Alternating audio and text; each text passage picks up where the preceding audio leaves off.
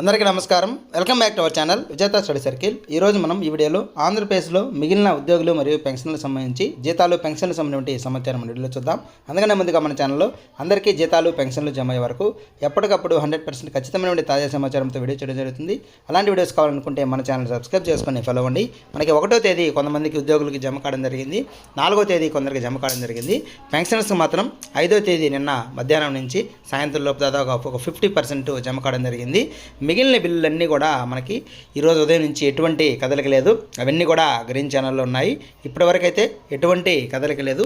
అలాగే contract outsourcing ఉద్యోగులు కూడా ఈ అంగన్వాడీలు కానీ అలాగే స్టాఫ్ నర్సు అలాంటి వారు అందరూ చాలామంది మాకు ఇంకా జమ కాలేదని మెసేజ్ చేస్తున్నారు.